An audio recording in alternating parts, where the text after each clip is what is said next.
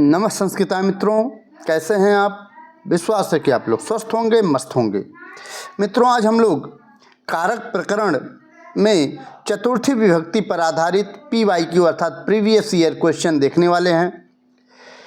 यह जो टॉपिक है कारक प्रकरण, यह परीक्षाओं की दृष्टि से बेहद महत्वपूर्ण है।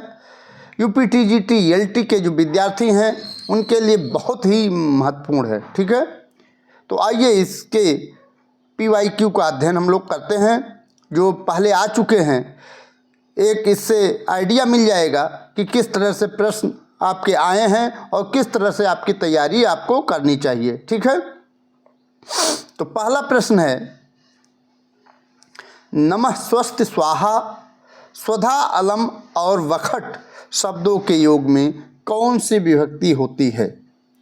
जी हाँ मित्रों, ये पूछ रहा है।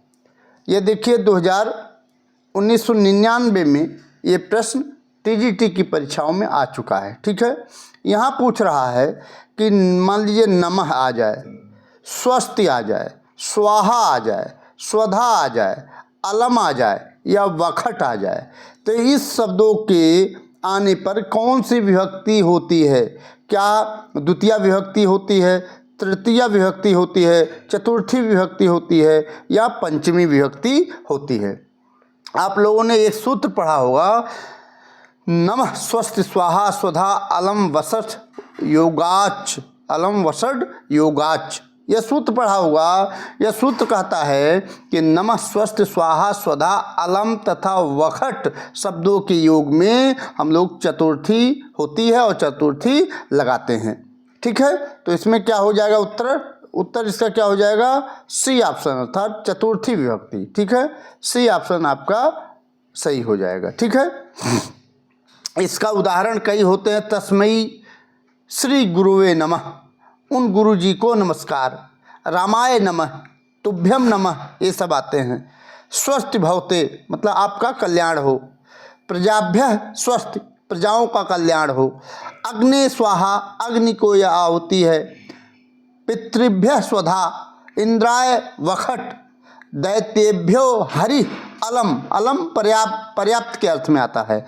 हरि दैत्यों के लिए पर्याप्त हैं। ठीक है, तो ये सब उदाहरण हैं इस सूत्र के। ठीक है, नेक्स्ट है, निम्नलिखित में शुद्ध विभक्ति का प्रयोग किस वाक्य में है। यह भी देखिए 1999 में ये प्रश्न आ चुका है। ठीक है, शुद्ध वाक्य का प्रयोग किस वाक्य में हुआ है। मई मोदकम रोचते, माम मोदकम रोचते, मया मोदकम रोचते या मह्यम मोदकम रोचते। तो आप कैसे सही करेंगे जब आप कारक को पढ़े होंगे। ठीक है, बिना पढ़े आप सही नहीं कर सकते। अब देखिए, आप जानते हैं रोचते के अर्थ में तो उसमें चतुर्थी लगती है। ठीक है, अब यहाँ देखिए, यहाँ जो मई है ये सप्तमी है। ठीक है, तो इसलिए ये कट जाएगा, सप्तमी तो लगेगी नहीं। क्या लगेगी, जब भी लगेगा तो चतुर्थी लगेगी। माम, अहम माम द्वितीय लगी हुई है, यह भी क्या हो जाएगा, कट जाएगा। मया, अहम माम मया, यहाँ तृतीया लगी हुई है, यह भी कट जाए। ठीक है, अगर 3 ऑप्शन कट गए आपके तो चौथा ऑप्शन एकदम सही हो जाएगा, मह्यम मोदकम रोचते। ठीक है, ये आपका डी ऑप्शन क्या है, शुद्ध है। ठीक है, शुद्ध विभक्ति का प्रयोग किया गया है इसमें चतुर्थी में। ठीक है, चतुर्थी विभक्ति का प्रयोग मह्यम मोदकम रोचते, मह्यम क्या है, चतुर्थी विभक्ति है। ठीक है, नेक्स्ट फिर आ गया, स्वस्थ के योग में कौन सी विभक्ति होती है। ठीक है, क्या पूछा कि स्वस्थ के योग में कौन सी विभक्ति होती है। क्या चतुर्थी विभक्ति होती है या पंचमी होगी या षष्ठी होगी या सप्तमी होगी। तो आप अभी एक सूत्र पढ़े, नमः स्वस्थ स्वाहा स्वधा अलम वखट योगाच। यह सूत्र कहता है चाहे स्वस्थ आवे, चाहे नमः आवे, या स्वाहा आवे या स्वधा आवे या अलम आवे या वखट आवे, सभी में कौन सी विभक्ति होती है, सभी में आपकी चतुर्थी विभक्ति होती है। चतुर्थी विभक्ति का विधान होता है। ए ऑप्शन आपका सही हो जाएगा। और यह भी देखिए 1999 में टीजीटी की परीक्षा में यह प्रश्न आ चुका है। ठीक है, नेक्स्ट है निम्नलिखित में शुद्ध वाक्य कौन सा है। यहाँ भी शुद्ध वाक्य पूछ रहा है। यह भी देखिए 1999 में प्रश्न आ चुका है। ठीक है, तो शुद्ध वाक्य कौन सा। गुरु शिष्याय क्रुध्यत, गुरु शिष्यम क्रुध्यत, गुरु शिष्य क्रुध्यत, गुरु शिष्यस्य क्रुध्यत। तो आप जानते हैं चतुर्थी किस में लगी हुई है। यहाँ देखिए शिष्यम, इसमें चतुर्थी तो है नहीं, शिष्य में भी चतुर्थी नहीं है, यहाँ शिष्यस्य में भी चतुर्थी नहीं है। शिष्य में पंचमी, शिष्यम द्वितीया और शिष्यस्य षष्ठी लगी हुई है। खाली एक ऑप्शन जो है, ए ऑप्शन जो है, जिसमें हम लोग क्या देख रहे हैं, शिष्याय देख रहे हैं। ठीक है, तो आपका ए ऑप्शन आपका राइट आंसर हो जाएगा। ए ऑप्शन राइट आंसर हो जाएगा। गुरु शिष्याय क्रुध्यत, ये आपका क्या है, शुद्ध वाक्य। ठीक है, तो ए ऑप्शन आपका सही हो जाएगा। ठीक है, नेक्स्ट है प्रजाभ्य स्वस्थ में चतुर्थी विभक्ति का सूत्र है। अब देखिए यहाँ प्रजाभ्य स्वस्थ आप लोग समझते हैं, अभी हम लोग पढ़ कर आए हैं कि स्वस्ति जिसमें आ जाए, स्वधा स्वाहा नमः आ जाए, उसके योग में हम लोग चतुर्थी लगाते हैं। तो स्वस्थ है, स्वस्थ के पहले प्रजाभ्य है, तो प्रजाभ्य स्वस्थ के नाते प्रजाभ्य में चतुर्थी विभक्ति लगी हुई है। ठीक है, तो यहाँ किस सूत्र से चतुर्थी विभक्ति का सूत्र है। ठीक है, तो क्या है इसमें, नमः स्वस्ति स्वाहा, नमः स्वस्ति स्वाहा स्वधा अलम वखट योगाच, ये सूत्र लगा हुआ है। और ये डी ऑप्शन आपका सही हो जाएगा। प्रजाभ्य स्वस्थ में चतुर्थी विभक्ति का सूत्र है नमः स्वस्ति स्वाहा, ये लगा हुआ है। डी ऑप्शन सही हो जाएगा। ठीक है, नेक्स्ट है बालकाय मोदकम रोचते। बालकाय मोदकम रोचते वाक्य में बालकाय है। बालकाय क्या है, चतुर्थी विभक्ति में प्रयोग किया गया है, या द्वितीय विभक्ति में प्रयोग किया गया है, या तृतीय विभक्ति में प्रयोग किया गया है, या पंचमी विभक्ति में प्रयोग किया गया है। क्या लगेगा, चतुर्थी विभक्ति में प्रयोग किया गया है। किसमें, चतुर्थी विभक्ति में प्रयोग किया गया है। यहाँ आपका ए ऑप्शन तो सही हो जाएगा। ठीक है, अच्छा कौन सा सूत्र इसमें लगा है, तो रुच्यर्था नाम प्रियमाण। यह कहता है कि यदि रुच धातु तथा रुच के समान अर्थ वाली धातुओं के योग में प्रसन्न होने वाला शब्द आए तो उसमें संप्रदान संज्ञा लगती है और चतुर्थी विभक्ति लगती है। ठीक है, प्रियमाण प्रसन्न होने वाला। ठीक है, तो यहाँ चतुर्थी विभक्ति लगेगी। जैसे हम लोग कहते हैं विष्णुवे रोचते भक्ति, विष्णुओं को भक्ति अच्छी लगती है। बालकाय मोदका रोचनते, बालकाय मोदका रोचनते, लड़के को लड्डू अच्छे लगते हैं। ठीक है, तो ये सब रुच्यर्था नाम प्रियमाण के उदाहरण है और सूत्र हैं। ठीक है, इसका ए ऑप्शन सही हो जाएगा। और यह भी देखिए, यह भी प्रश्न जो है टीजीटी 2003 की परीक्षाओं में पूछा गया है। ठीक, फिर पूछ रहा है चतुर्थी विभक्ति तब आती है जब अनादर अर्थ द्योतित हो, या अथसुच प्रत्यांत शब्दों के योग में हो, या कर्म प्रवचनीय में हो, या अपवर्ग द्योतित होने पर। ठीक है, यह भी देखिए 2004 की परीक्षाओं में ये टीजीटी में पूछा गया प्रश्न है। ठीक है, तो चतुर्थी विभक्ति तब आती है जब अनादर अर्थ द्योतित हो, अनादर अर्थ द्योतित हो। ठीक है, ये आपका ए ऑप्शन सही हो जाएगा। ठीक है, बहुत से बच्चे पढ़े हैं षष्ठी। ठीक है, तो अनादर अर्थ चतुर्थी में भी आता है। ठीक है, अस्पृहा के योग में विभक्ति होती है। अस्पृहा के योग में क्या होती है, चतुर्थी विभक्ति होती, योग में विभक्ति होती है, तो अस्पृहा के योग में चतुर्थी विभक्ति होती है। और यह भी प्रश्न आपका कब आया है, 2004 के टीजीटी की परीक्षाओं में पूछा गया है। ठीक है, तो एक सूत्र है अस्पृहा के योग में, चतुर्थी लगती है। सूत्र कौन सा है? अस्पृहे रीप्सितः एक सूत्र है। ये कहता है कि अस्पृह धातु के प्रयोग में जिसे चाहा जाए वह संप्रदान संज्ञक होता है। जैसे पुष्पेभ्यः अस्पृहयति, फूलों की को चाहता है, फूलों को चाहता है या फूलों की चाहना करता है। ठीक है, तो अस्पृह के योग में हम लोग चतुर्थी लगाते हैं। ठीक है, सूत्र आपको बता ही दिए। ठीक है, ए ऑप्शन आपका सही हो जाएगा। यहाँ देखिए, क्रुद्ध धातु के योग में जिस पर क्रोध किया जाए उसमें विभक्ति होती है। ठीक है, यहाँ तो अच्छे तरह से पूछ लिया, बझाया नहीं है। ठीक है, क्रुद्ध धातु के योग में हम लोग एक सूत्र पढ़े हैं, क्रुद्ध दुह ईर्षा असूयार्था नाम यम प्रतिकोप चतुर्थी।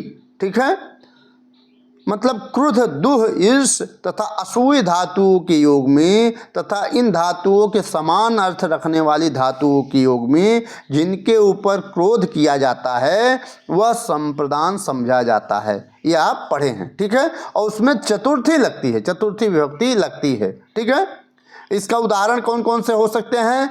इसका उदाहरण जो महत्वपूर्ण है, स्वामी भृत्याय क्रुध्यति, मालिक जो है स्वामी मालिक। ठीक है, भृत्याय अर्थात नौकर पर क्रुध्यत क्रोध करता है, क्रोधित होता है। ठीक है, अर्थात मालिक नौकर पर क्रोध करता है। ठीक है, सठाह सर्वेभ्यो दुहंति, 60 लोग जो होते हैं सबसे द्रोह करते हैं, जो नीच लोग होते हैं सबसे द्रोह करते हैं। दुर्योधन पांडवेभ्य ईर्ष्यति, जो दुर्योधन पांडवों से ईर्षा करता है, ईर्षा करता था, अस्म लगा दीजिए, करता था। खलाह सज्जनेभ्य असूयंति, दुष्ट लोग सज्जनों में ऐब निकालते हैं या उन पर क्रोध करते हैं। ठीक है, तो इस तरह से क्रुद्ध धातु के योग में हम लोग चतुर्थी लगाते हैं। लेकिन यहाँ तो इसका आंसर क्या हो जाएगा? ए ऑप्शन तो सही हो जाएगा। क्या हो जाएगा? ए ऑप्शन आपका सही हो जाएगा। लेकिन एक सूत्र इसमें है, एक सूत्र और है, क्रुद्ध दुहो उपसृष्टयोः कर्म।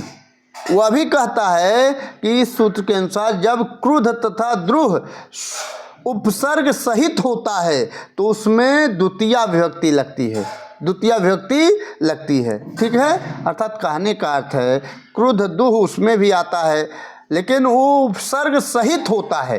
जैसे क्रूरम अभिक्रुद्धयति।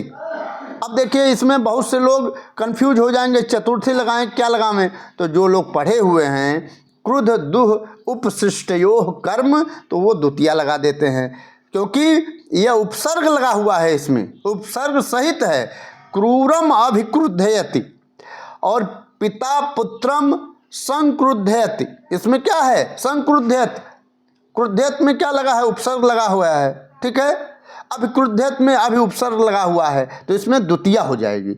लेकिन इसमें बझाया नहीं है। ये जो 9वां प्रश्न आपका दिया है इसमें सीधा पूछ लिया है कि क्रुद्ध धातु के योग में जिस पर क्रोध किया जाए उसमें विभक्ति होती है, तो चतुर्थी विभक्ति होती है। लेकिन अगर ये पूछ लिया जाए क्रुद्ध धातु के योग में उपसर्ग सहित होने पर कौन सी विभक्ति लगती है, तो द्वितीया विभक्ति लगती है। ये आप नोट कर लीजिए कहीं, वेरी इंपॉर्टेंट है। ठीक है, यह भी देखिए टीजीटी के 2004 की परीक्षाओं में पूछा गया है। ठीक, फिर है अस्पृहे रीप्सितः सूत्र है। अस्पृहे रीप्सितः सूत्र है, कर्म कारक का सूत्र है, करण कारक का सूत्र है, अपादान कारक का सूत्र है या संप्रदान कारक का सूत्र है। तो अस्पृहे रीप्सितः क्या कहता है कि अस्पृह धातु के प्रयोग में जिसे चाहा जाए वह संप्रदान संज्ञक होता है, और उसमें हम लोग चतुर्थी लगाते हैं। क्या लगाते हैं?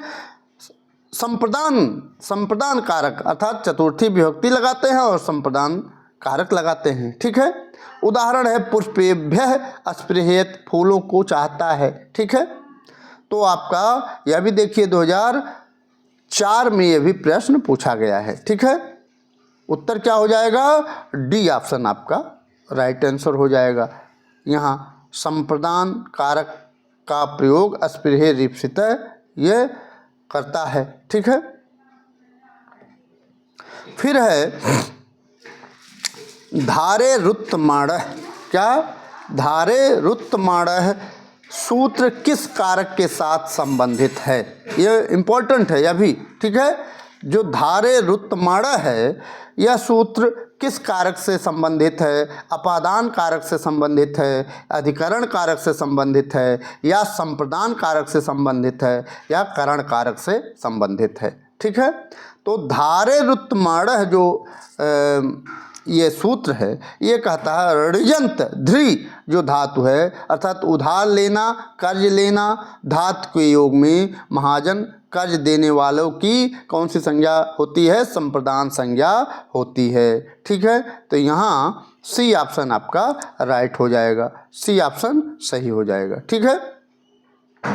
धारे रुत्तमाणः जो सूत्र है वह संप्रदान कारक करता है, ठीक है। ये आप अच्छी तरह से जान लीजिए। जैसे इसका उदाहरण है श्यामः अश्वपते शतम धारयत। श्याम ने अश्वपत से 100 रुपये उधार लिया। उधार लेने के अर्थ में क्या होता है? धारे रुत्तमाणः शब्द लगता है और उसमें चतुर्थी या संप्रदान कारक लगता है, ठीक है। हरिः भवताय मोक्षम धारयत, यह भी उदाहरण है, ठीक है। गोविंदो रामाय लक्षम धारयत, अर्थात गोविंद ने राम से 1,00,000 रुपया उधार लिया, ठीक है। तो ये सब किसका उदाहरण है? धारे रुत्तमाणः का, ठीक है। यह सूत्र जो है धारे रुत्तमाणः जो है यह षष्ठी विभक्ति का अपवाद है, इसको ध्यान दीजिएगा।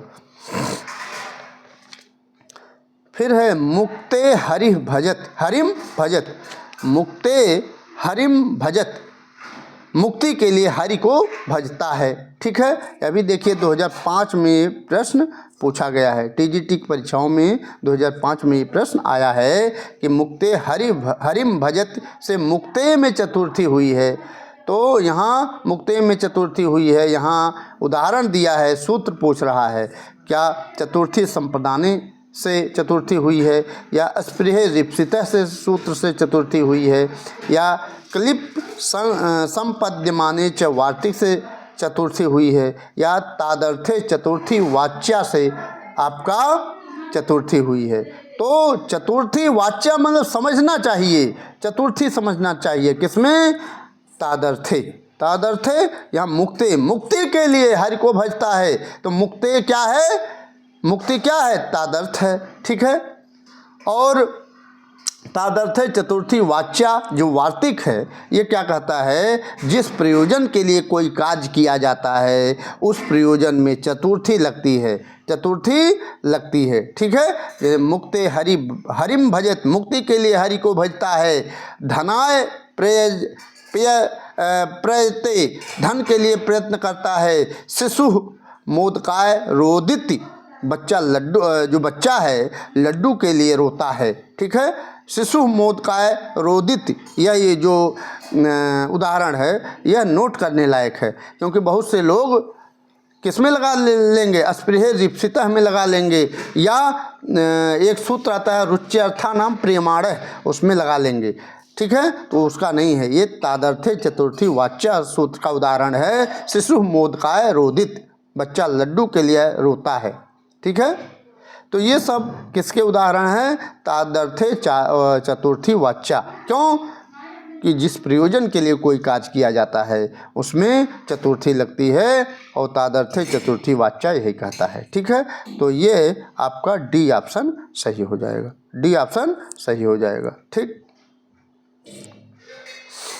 नेक्स्ट है तस्मै श्री गुरुवे नमः। वाक्य में श्री गुरुवे है, श्री गुरुवे क्या है? द्वितीय विभक्ति में है, पंचमी विभक्ति में है, या षष्ठी विभक्ति में है, या चतुर्थी विभक्ति में है।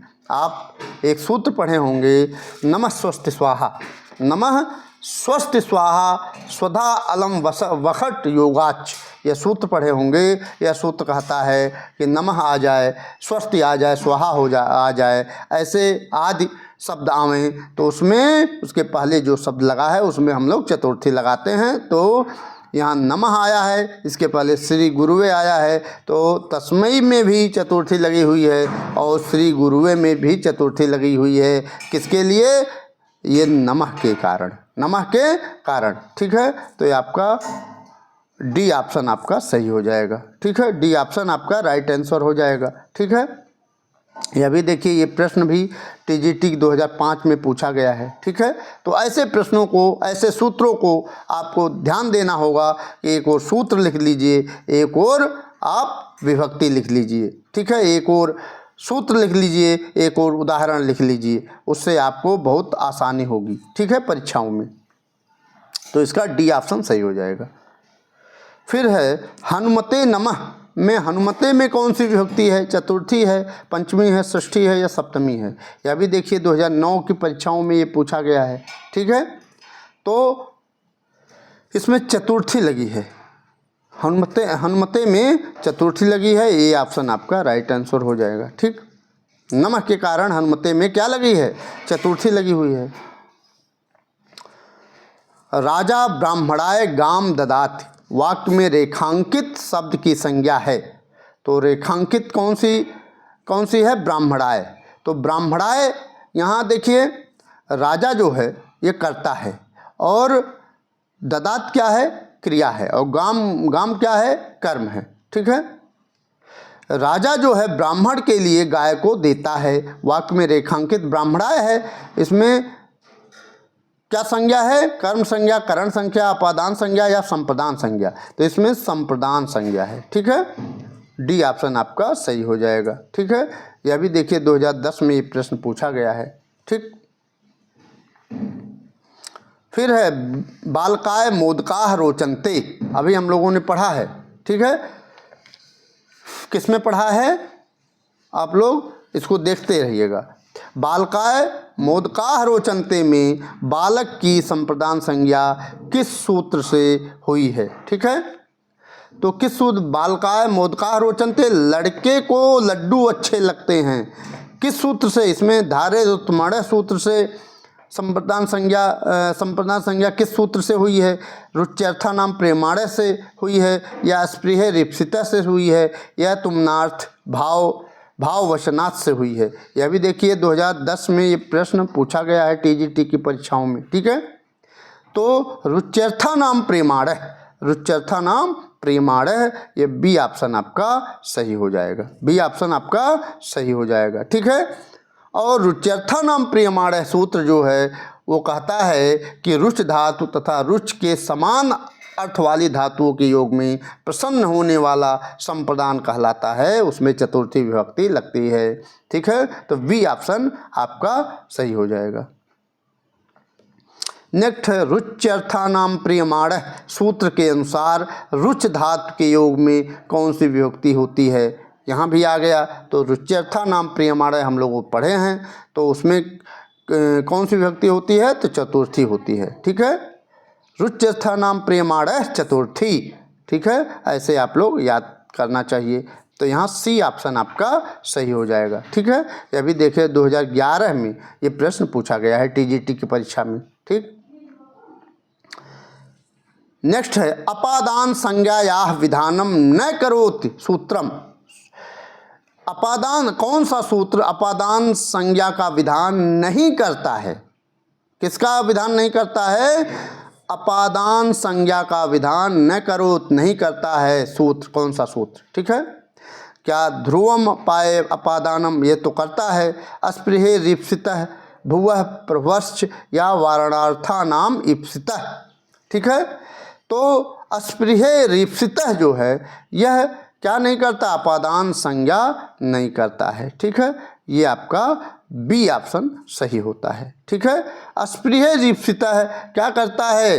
अस्पृह रिप्सिता है, चतुर्थी करता है, अर्थात अस्पृह धातु के प्रयोग में जिसे चाहा जाए वह संप्रदान संज्ञक होता है, ना कि अपादान संज्ञक। ठीक है, तो बी ऑप्शन आपका सही हो जाएगा। ध्रुवम अपाए अपादानम, ये क्या है? पंचमी करता है। भुवः प्रभवश्च, यह भी पंचमी करता है। वारणार्था नाम इप्सितः, यह भी कारक करता है। ठीक है, तो आपका बी ऑप्शन सही हो जाएगा। तो आज मित्रों इतना ही। वीडियो कैसी लगी ज़रूर आप कमेंट बॉक्स में बताइएगा। यदि वीडियो पर नए हैं तो इस चैनल को सब्सक्राइब कर लीजिएगा, और अगर चैनल को सब्सक्राइब किए हैं तो लाइक करना ना भूलिएगा, और उन बच्चों तक भी शेयर कर दीजिए जिसके पास हो सकता है पढ़ने के लिए मटेरियल उपलब्ध ना हो पा रहा हो। ठीक है, तो मिलते हैं अगली वीडियो में, तब तक के लिए नमः संस्कृताय, वंदे मातरम।